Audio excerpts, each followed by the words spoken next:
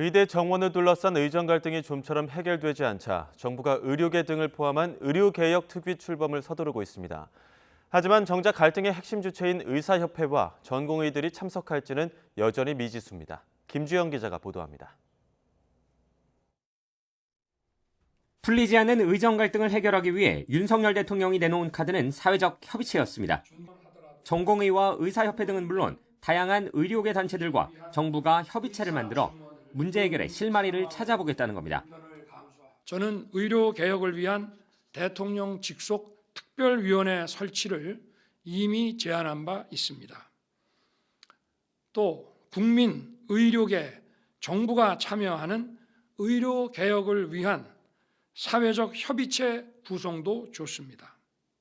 이에 따라 정부는 의료개혁 특별위원회 구성을 위해 속도를 내왔습니다.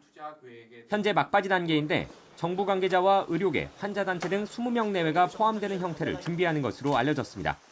문제는 대한의사협회와 대한전공의협의회 모두 참여 여부가 불투명하다는 겁니다. 다자간 협의체에 긍정적이지 않은 것으로 알려진 가운데 이번 갈등의 핵심인 두 단체가 빠진다면 협의체의 의미와 역할도 퇴색될 수밖에 없습니다. 정부는 두 단체가 참여하지 않아도 협의체 출범은 진행한다는 방침입니다. 대통령실 고위 관계자는 YTN과의 통화에서 해당 자리를 비워두고라도 일단 출범할 것이라고 강조했습니다. 이런 가운데 돌아오지 않는 전공의들에 이어 의대 교수들의 집단 사직서 효력이 오는 25일부터 발생하게 됩니다. 교수들이 병원을 나가도 법적으로 문제될 것이 없는 상황이 되는 겁니다.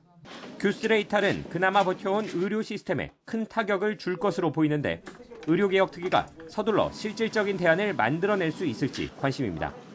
YTN 김주영입니다.